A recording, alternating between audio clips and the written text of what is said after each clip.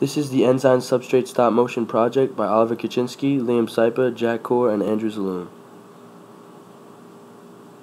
Enzyme Substrate Complex.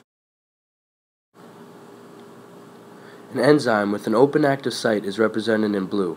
A substrate is represented in orange. The substrate then bonds to the open active site of the enzyme.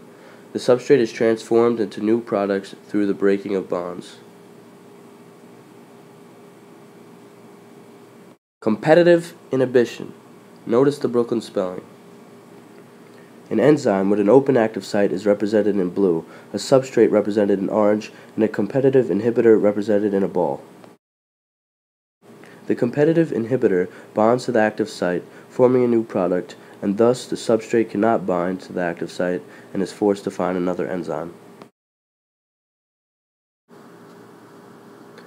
Non-competitive inhibition. Once again, Kuczynski can't spell. Feet. An enzyme with an open active site and an inhibitor site is represented in blue. The non-competitive inhibitor, represented as a blue ball, binds to the inhibitor site as the substrate approaches.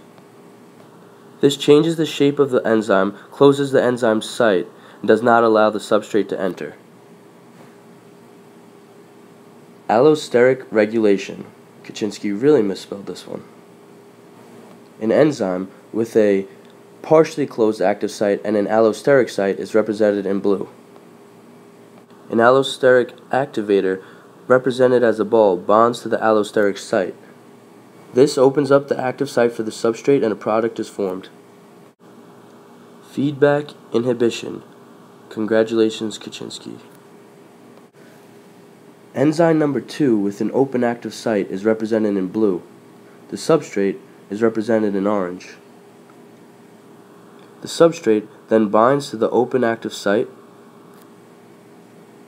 A product is formed. Enzyme number 1 with an open inhibitor site is represented in blue. The product of enzyme 2 then becomes an inhibitor for the substrate. Thus, the enzyme's final product becomes its own inhibitor, and the substrate cannot enter.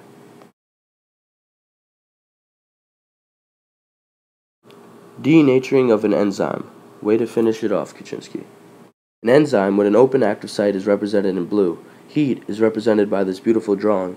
Heat above 40 degrees Celsius causes the active site to change shape, and thus the substrate cannot enter. The enzyme was denatured as its tertiary structure was caused to unfold.